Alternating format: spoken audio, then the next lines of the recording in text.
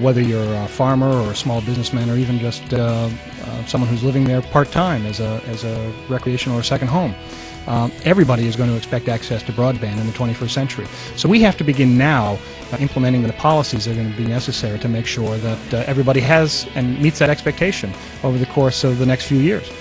Broadband deployment is going to be a keystone technology and infrastructure necessary for productive and successful rural communities in the 21st century. And the richness of the experience you get when you have a positive visit in your doctor's office has to do with the communication and the richness of that communication.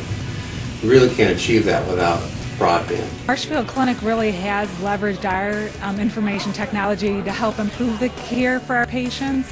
And one example is we use an application that we developed called the Patient Dashboard. And what we're able to do is we have our tablet computer in our hands before we walk in the exam room with the patient. We are in an electronic ICU, and we provide support and a safety net for the staff in the hospital, the nurses and the physicians and the patients. We use virtual video and voice technology to round on patients, to monitor their changes in vital signs. We get a continuous feed of vital signs, and we make assessments and decisions based on changes in their status and collaborate with the hospital staff in making decisions for the patient. I have been teaching basic computer and basic internet training in my classes.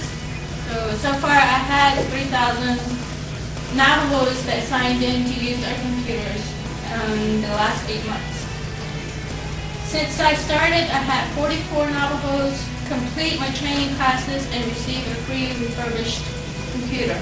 New jobs have been created in our community, new companies have moved in, all because of the efforts that we have taken to bring broadband to our area.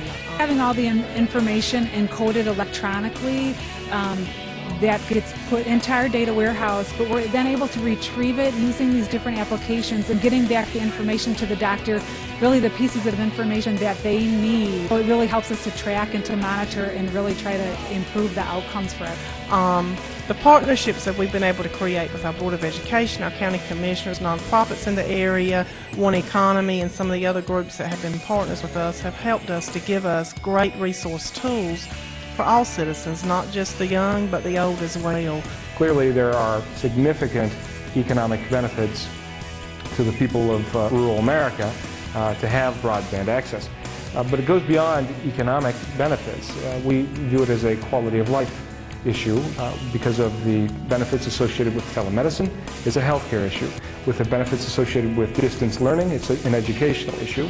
It's a security issue with respect to coordinating first responders in a given area. So again, the longer it takes for us to provide 100% access in our areas of the world, the farther behind we're going to fall. Be Safe was created to make certain that first responders, when they respond to an emergency in a facility, be it a kindergarten or high school or college or university or a mall, wherever the event may be happening, that first responders, as they arrive on the scene, can access using broadband, using the internet, and gather the critical information they need. They can have video available thanks to the use of broadband. We live in an interesting time when the internet provides us with unprecedented opportunities.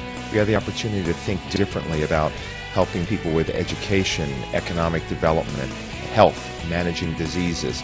I think there are three basic things that have to be in play. One, we have to make sure the infrastructure is available. That means broadband for people all over the country that's affordable. When we started this program, it was announced in October 2004. When we started this program, Kentucky ranked near the bottom for technology adoption. And now our adoption rates have led the country. And we have a long way to go. But the 100% adoption rate has certainly provided an incentive for deployment into new areas. States across the country that are grappling with this issue of how to bring affordable and accessible broadband to all of their constituents, all of their citizens, and it is a real challenge. But as we have demonstrated in Kentucky, it is a challenge that can be surmounted. Currently, 96% of Kentucky households have access to one form of broadband service. That's leading the nation. There are very few states that can say that they have such ubiquitous broadband networks and availability to all their citizens.